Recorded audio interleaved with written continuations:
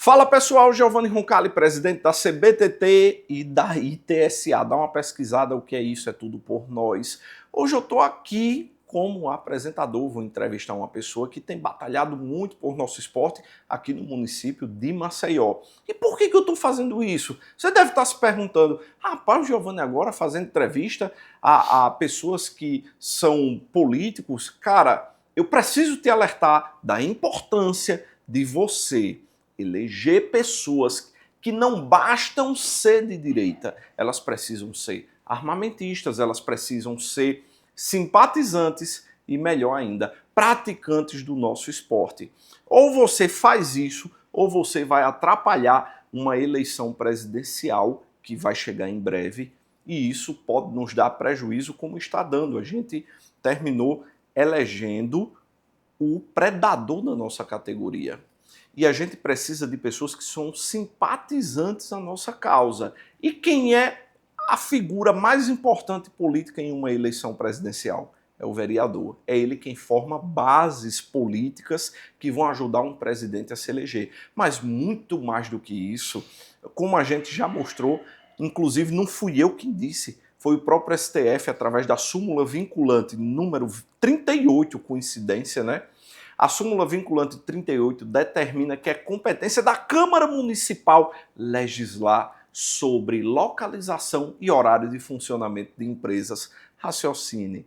Nós temos o distanciamento entre clubes e escolas, que poderá fechar 95% dessas empresas que equivaleram a 4,5% do PIB em 2022. São centenas de milhares de empregos, impostos pagos, e a gente está aqui hoje justamente nessa vertente para te alertar e para que você se conscientize e eleja pessoas que sejam armamentistas e praticantes do nosso esporte.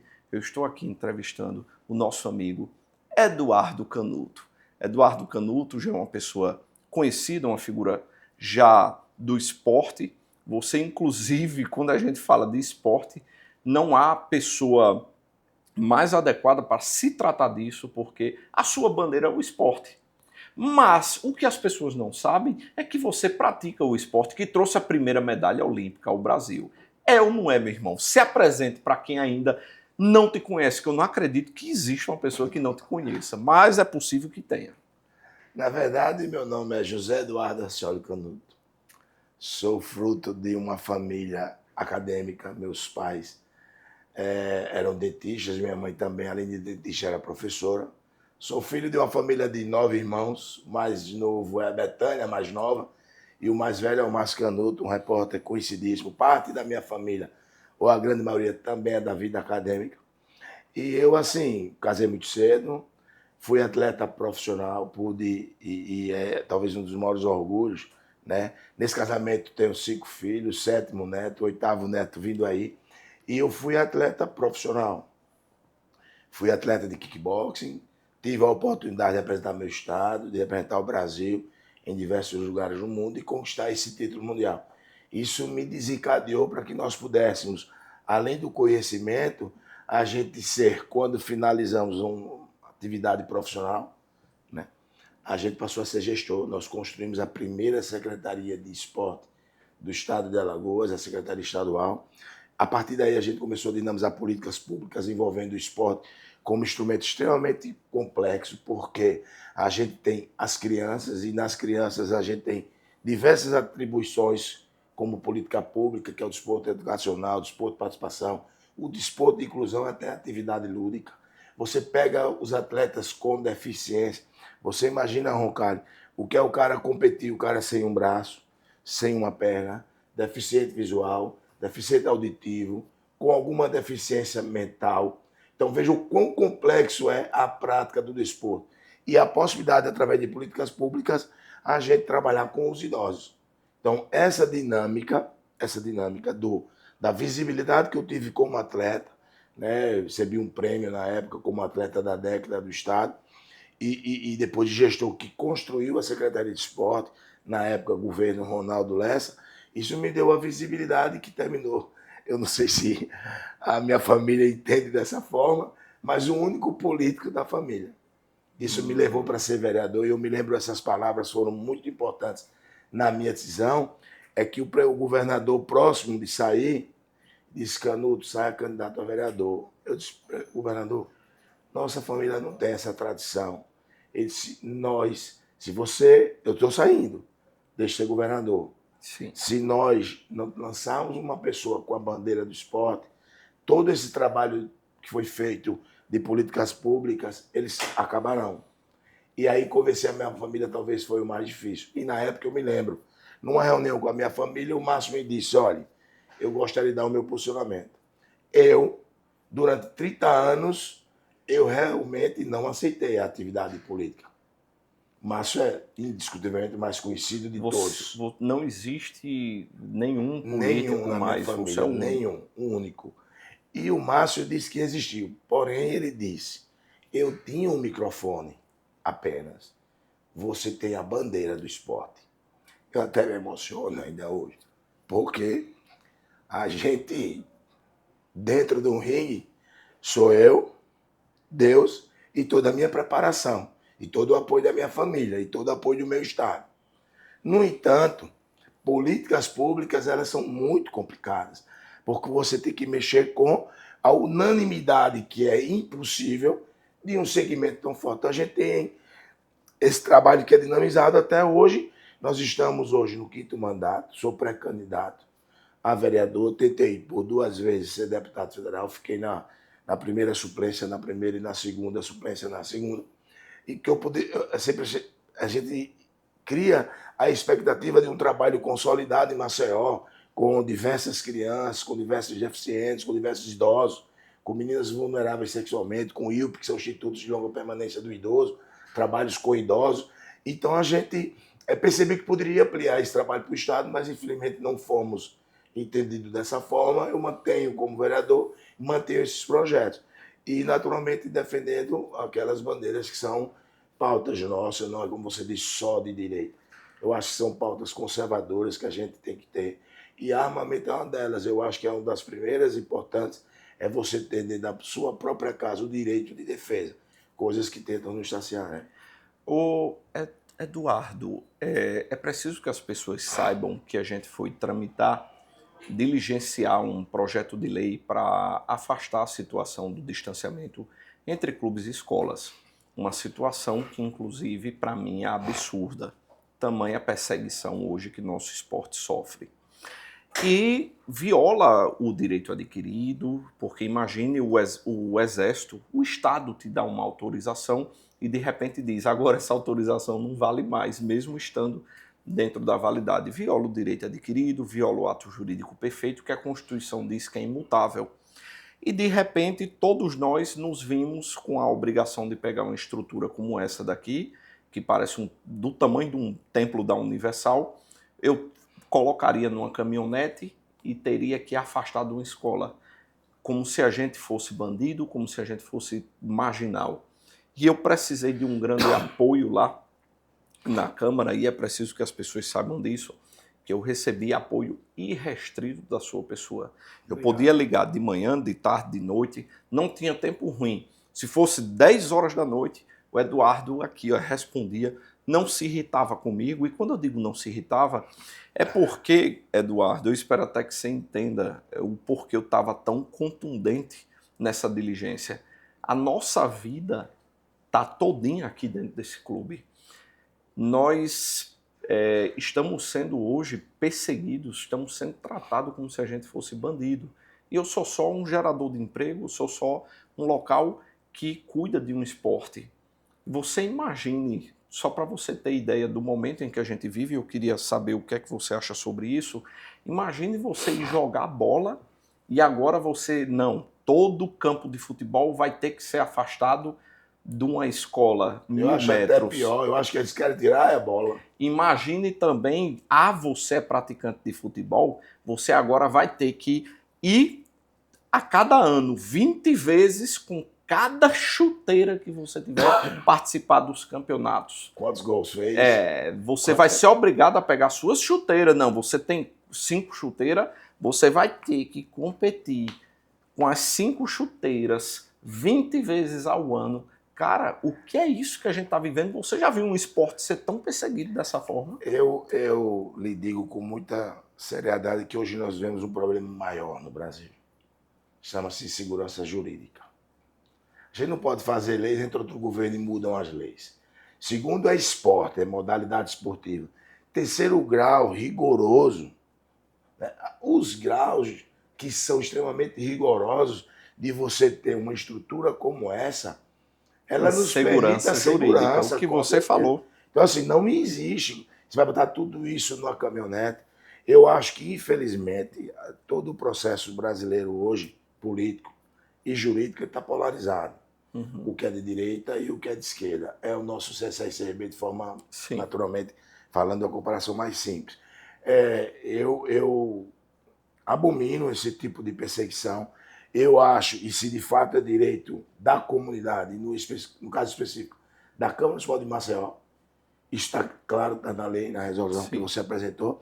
Então, essa gente percebe que há, de fato, uma perseguição para uma modalidade que, inclusive, já deu conquistas de ouro ao Brasil. Sim. Nós não estamos falando de estar andando armado na rua, não. Nós estamos falando da prática do desporto. Perseguir a prática do desporto. Ter ela em casa, eu também acho que é extremamente importante. Pelo volume, hoje, de assaltos, o Brasil caiu muito no aspecto que hoje, aliás, aumentou muito. Hoje, questão dos assaltos, da cervejinha, do assalto menor, como eles chamam, para tomar uma cervejinha. E o Brasil hoje vive índices alarmantes.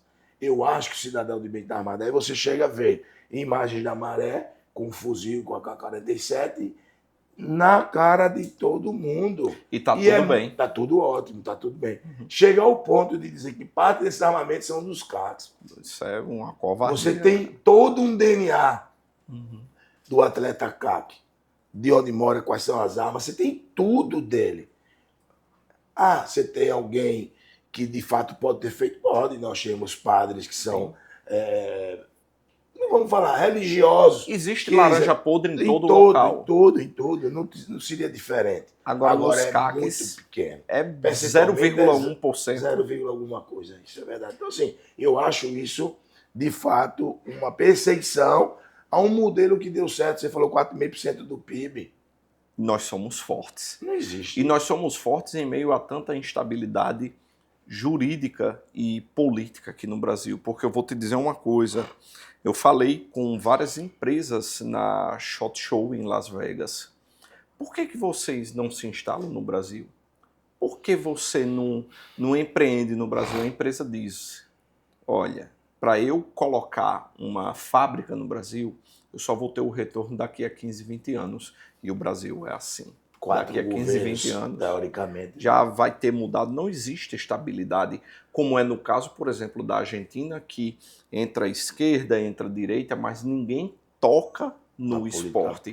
Porque sabe que o esporte, inclusive, está na Constituição, que é dever do Estado fomentar o esporte e não perseguir como a gente vem sendo perseguido, infelizmente. O profissional da atividade física, pelo artigo 82 da Constituição, ele é agente de saúde.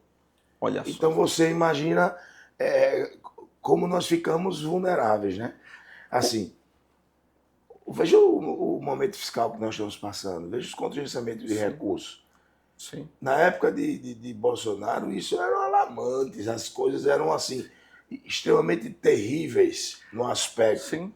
Ah, Bolsonaro é um cara, não diria ignorante, mas um cara meio grosso. Concordo. E o outro? Extremamente mentiroso. Não fala absolutamente nada da verdade.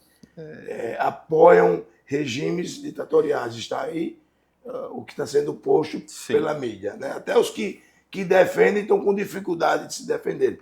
Então eu acho que Maceió está bem nisso. Você, sem dúvida nenhuma, Roncalli, é o cara que representa. Eu tenho diversos amigos proprietários de clubes, mas é como você falou, até fico lisonjeado com isso, né? O cara que defende o esporte. Você, de fato, é o cara em todo aspecto, não só pela estrutura do clube, pela sua, eu diria até, pelo perfeccionismo do clube, né? O seu perfeccionismo como agente do direito, Você, com recursos próprios, vai a Brasília discutir pautas nacionais, construiu, e a única que eu conheço, Confederação de Prática Esportiva em Alagoas. Hoje eu me sinto atleta de tiro, porque eu de fato sou. Eu sou filiado a uma confederação, eu participo das competições, então é uma modalidade que com 62 anos me traz conforto. Eu já não sou atleta de alto rendimento, não tenho como fisicamente ser atleta de alto rendimento e me conforto com a prática do tiro. Então, assim, acho que a gente está no caminho. Você, se analisar isso de forma muito tecnicamente, é hoje um dos maiores representantes por essa modalidade estar em alta ainda, apesar de todos os ataques, todas as inseguranças jurídicas. E, assim, para mim é um orgulho estar aqui participando desses primeiros podcasts, para que a gente possa, de fato, a sociedade possa, de fato, conhecer, primeiro, como é a modalidade, depois o tamanho dessa modalidade, o que ela representa social e financeiramente para a nossa cidade, e depois pela própria prática dos resultados, das conquistas, né? Do sentimento de patriotismo, de você estar defendendo, e aqui atletas nossos estão começando a defender o Brasil em competições. Então, assim, eu não vejo outra que não a possibilidade, a necessidade de que mais pessoas se adequem, mais pessoas apoiem, mais pessoas entrem nessa luta. E eu tendo você, evidentemente, e se fosse fazer um comparativo à minha história de vida, que é as artes marciais, você como nosso grande mestre, como o cara mais graduado da nossa estrutura, que defende, e nós estamos aí como soldado para trabalhar e defender esses interesses que são importantes. Muito obrigado. Eu não quero falar de mim, porque hoje o dia é de falar de você. Não, mas eu fico lisonjeado. Hoje a gente preside aqui a maior confederação do Brasil. Nós ultrapassamos em quantidade de atletas, quantidade de inscrições, quantidade de clubes filiados, confederações que têm mais de 100 anos de existência, confederação que tem mais de 35 anos de existência. Então, em um ano, a gente quebrou esse recorde, e isso não é capacidade minha, isso não é mérito meu, isso é Deus. Eu sou muito grato a Deus. Deus eu tá me sinto tudo, abençoado. Mas é um mérito seu. E Deus abençoou isso, tem dúvida. E a sua capacidade de trabalho, ela é discutida lá fora. E antes de eu te fazer uma pergunta, eu vou até te falar um spoiler. Quando eu falei no começo, ITSA, nós abrimos um instituto internacional nos Estados Unidos.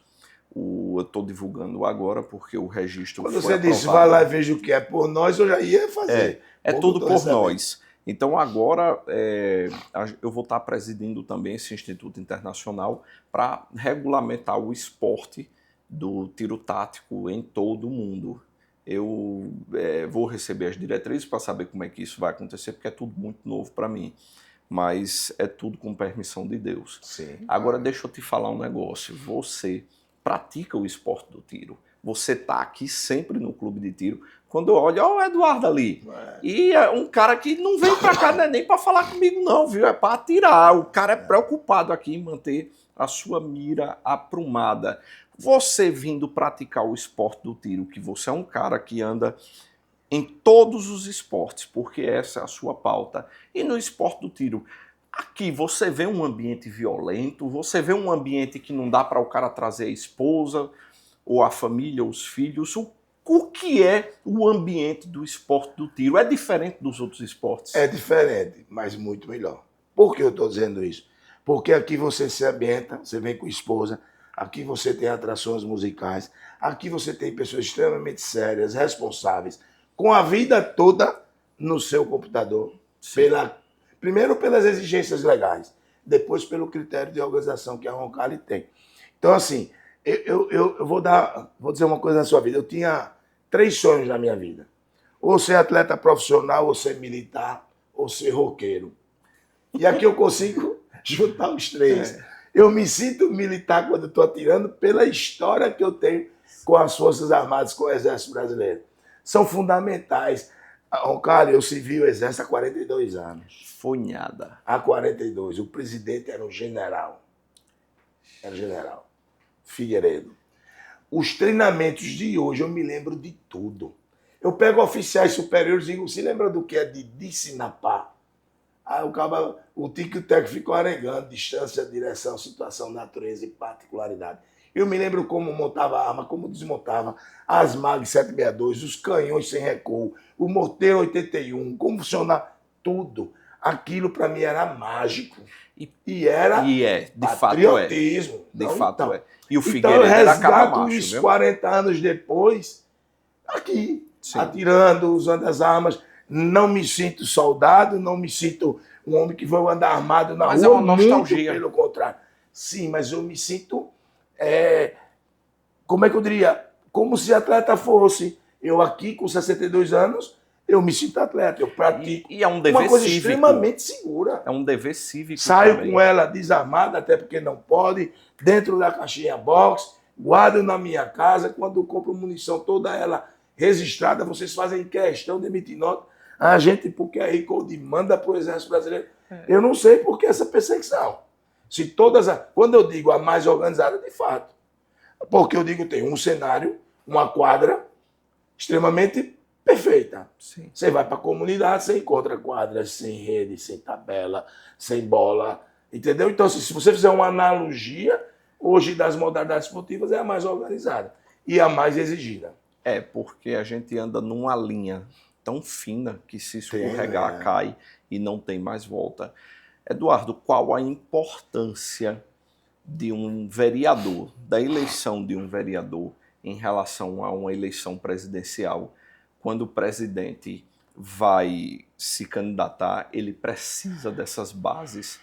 Como dá uma explicada para o pessoal sobre essa importância, porque tem muita gente que vota num vereador que é desarmamentista, vota num vereador porque o cara é bonito, vota num vereador porque o cara prometeu um saco de cimento ou ajudar na construção da casa, ou vota num vereador até mesmo porque recebeu uma promessa, eu vou lhe colocar para trabalhar na minha equipe, ou porque o cara é amigo. Não existe isso, não é cabide de emprego. A gente precisa colocar pessoas que trabalhem pela nossa pauta e que, acima de tudo, nos ajude a futuramente formar uma base para eleger um presidente que não seja o predador da nossa categoria. Você tocou na maior ferida e tocou na mais importante atividade médica de correção disso, né? De curativo disso. Sem dúvida, com todo respeito, nós somos chamados de Parlamento Mirim, porque nós temos estadual e o federal que de fato discutem temas maiores, apenas os temas. Porque as necessidades maiores são as nossas. Sim. Nós vivemos na comunidade, nós andamos. O vereador, ele vive na comunidade. O deputado federal e o senador não. Os vereadores às vezes se submetem a ser até cabos eleitorais políticos dos deputados estaduais e federais.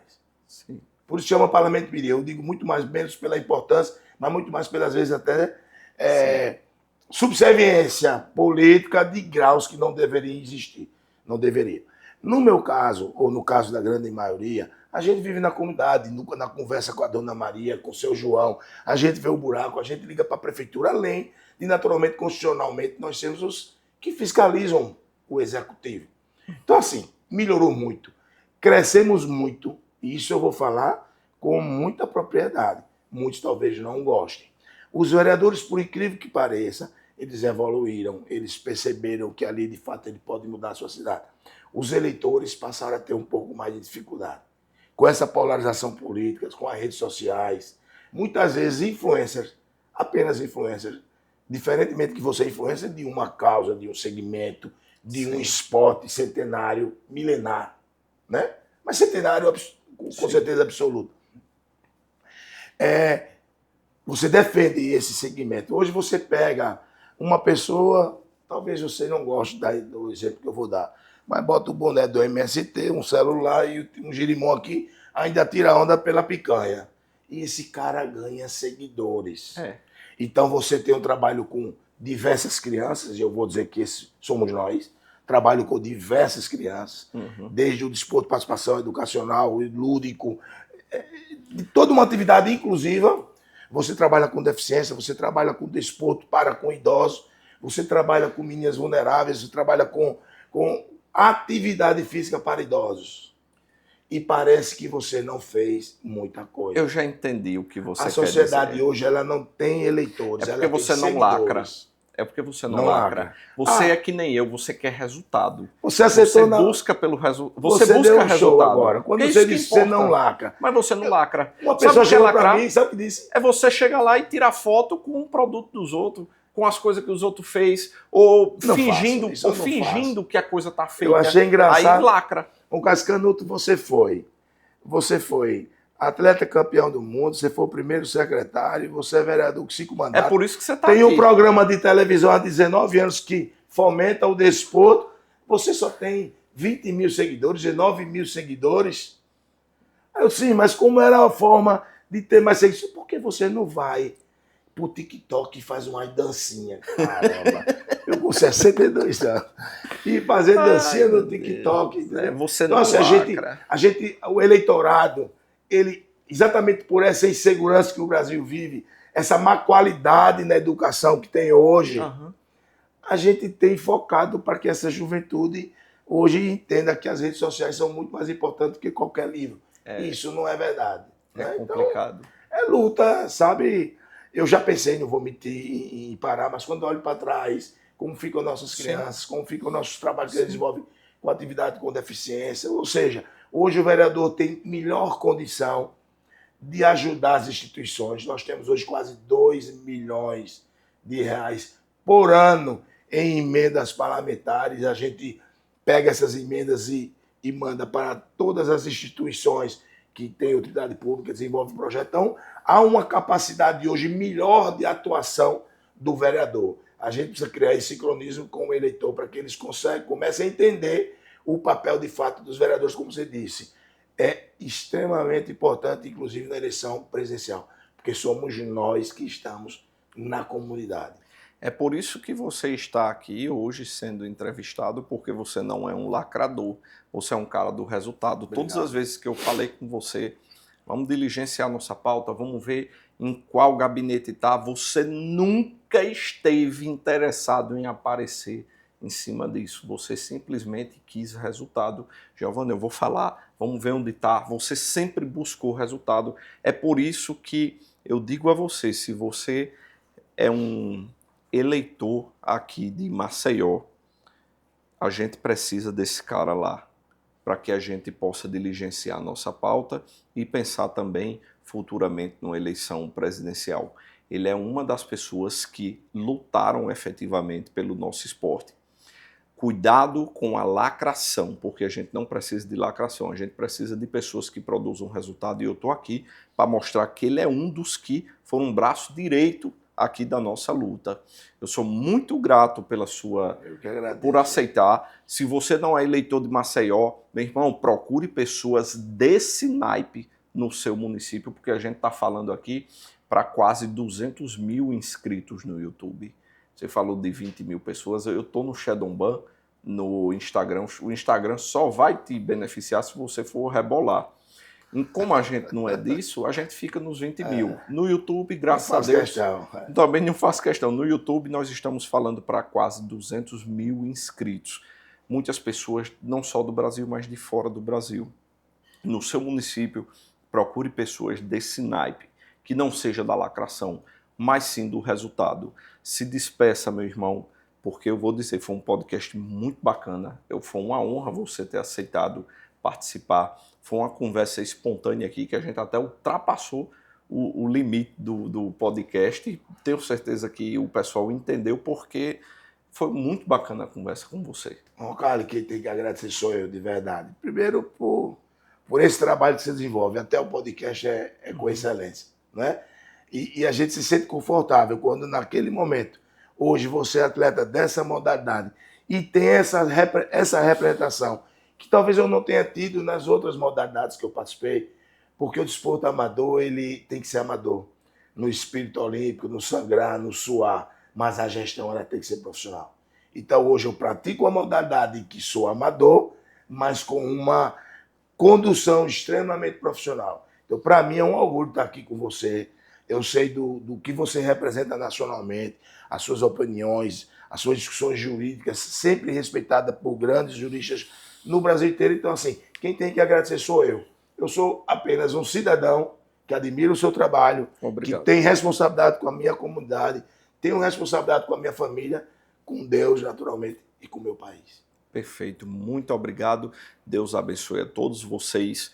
Cuidado que a habitualidade que você tem que fazer mais correta, a sua pontuação mais correta é na urna, para não atrapalhar o nosso esporte que já é tão perseguido. Fiquemos todos com Deus. Até o próximo vídeo.